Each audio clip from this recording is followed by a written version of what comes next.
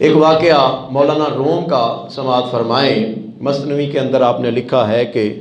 ایک جزیرہ تھا اور اس جزیرے کے اندر رہنے والے لوگوں کا طریقہ کار یہ تھا کہ سال کی جب آخری تاریخ ہوتی تو اس کے آخری تاریخ کو بادشاہ کو اپنا وہ بادشاہ جو ہوتا ان کا اس کو ختم کرتے اور سال کی پہلی تاریخ کو، سال کی پہلی جو آج 1 جنوری ہے، پہلی تاریخ کو ان کے جزیرے پر جو نیا بندہ جاتا، جو نیا بندہ باہر سے کہیں سے آتا، اس کو پکڑتے اور اس کو کہتے تو ہمارا بادشاہ ہے، اس کو اپنا بادشاہ بنا لیتے اور 1 سال پورا اس کو بادشاہ بنا کر رکھتے، اور 1 سال گزرنے کے بعد اس کو پکڑتے اٹھاتے اس تخت سے، اور ایک جنگل تھا ان کے ہاں، اس جنگل کے اندر درندے اور کتے، چیتے، شیر جانور تھے، وہ اس کو بادشاہ کو پکڑتے اور ادھر پھینک دیتے، اور اگلے دن 1 تاریخ کو نیا بادشاہ تلاش کرنے کے لیے وہ جزیرے کے کونے پہ چلے جاتے، جو بھی نیا آتا اس کو پکڑ کے بادشاہ بنا لیتے۔ یہ مولانا روم نے لکھا ہے مثنوی کے اندر۔ ایک بندہ، سادہ بندہ تھا، وہ آیا، انہوں نے پکڑا، اس کے گلے میں ہاتھ ڈالے، انہوں نے کہا کہ تو ہمارا بادشاہ ہے۔ اس نے کہا بھائی میں نے نہیں بادشاہ، مجھے تو بادشاہ بننا ہی نہیں آتا، میں نہیں بن سکتا۔ انہوں نے کہا نہیں، تو بانی یا نہ بن، تو آج کے بعد ہمارا بادشاہ ہے۔ اس بندے نے کہا اچھا چلو پھر بتاؤ مجھے کرنا کیا ہے۔ انہوں نے کہا کہ 1 سال کے لیے تو ہمارا بادشاہ ہے، تو جو کہے گا ہم تیری بات مانیں گے۔ 1 سال کے بعد ہم تجھے اٹھائیں گے اور فلاں جنگل کے اندر تجھے پھینک دیں گے، اس جنگل کے اندر کتے، شیر، جانور جو ہیں وہ تجھے کھا جائیں گے اور تیرا کام ختم ہو جائے گا۔ اس نے کہا اچھا 1 سال کے لیے میں تمہارا بادشاہ ہوں، میں جو کہوں گا تم مانو گے؟ انہوں نے کہا ہاں بالکل، تو جو کہے گا ہم تیری بات مانیں گے۔ اس نے مسند وہ بادشاہت کے اوپر بیٹھنے کے بعد، تخت کے اوپر جب بیٹھا تو اس نے پہلا حکم جاری کیا، اس نے کہا کہ فوجوں کو بلایا جائے، بندے اکٹھے کیے جائیں۔ کیا کرنا ہے؟ اس نے کہا کہ وہ جو جنگل جہاں پہ چھوڑ کے آنا ہے نا بعد میں، اس جنگل کے اندر جتنے جانور ہیں سب کو مار دو، جتنے وہاں پہ درندے ہیں وہ سب کو قتل کرو۔ جانور سارے مروا دیے، پھر دوبارہ لوگوں کو بھیجا، وہاں جتنے درخت تھے سارے کٹوا دیے، پھر لوگوں کو بھیجا۔ اس نے کہا کہ چلو اب جا کے وہاں پہ اچھے اچھے سونے سونے گھر تعمیر کرو، وہاں بہترین سڑکیں بناؤ، وہاں باغات اور پھولوں والے جو ہے وہ پودے لگاؤ، خوبصورت بنا دو، اس کو باغ بنا دو، محل کے نما اس کو تیار کر دو۔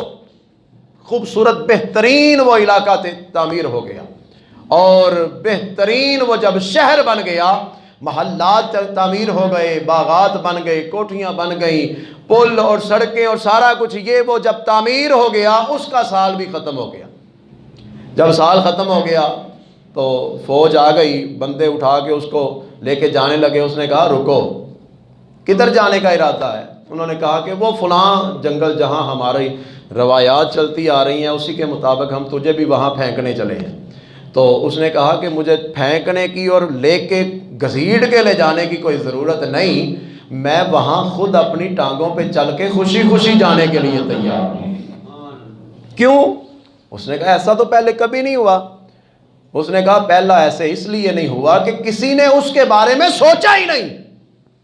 اور میں نے وہاں ساری تیاری کر رکھی ہے،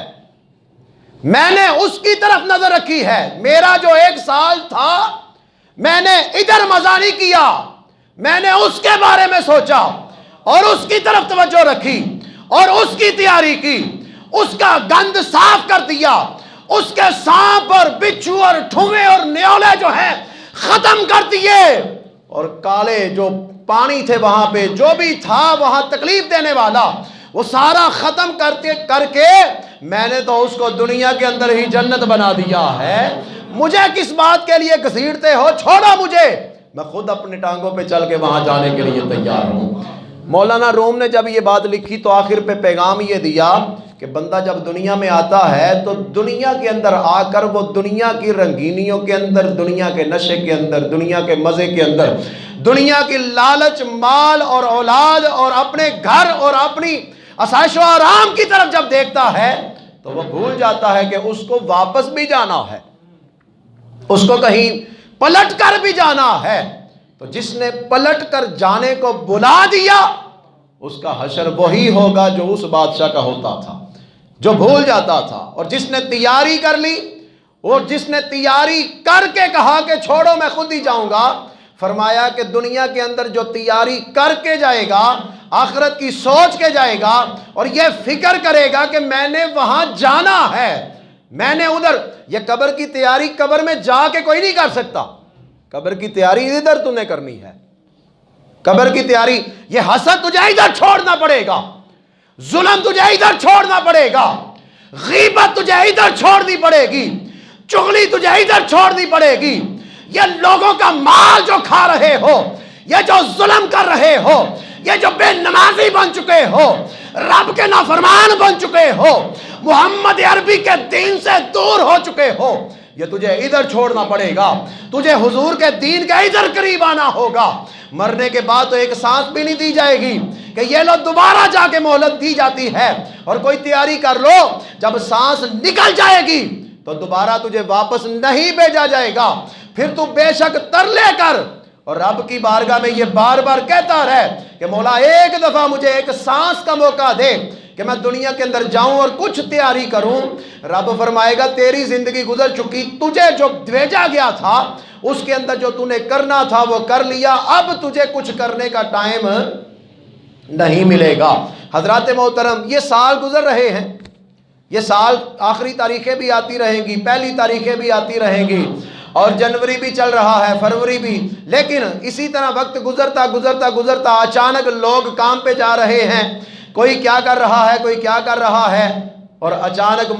ملک الموت آ جائیں گے اور اچانک پھر اس سے آگے کی بات سور پھونک دیا جائے گا اور قیامت ببا ہو جائے گی،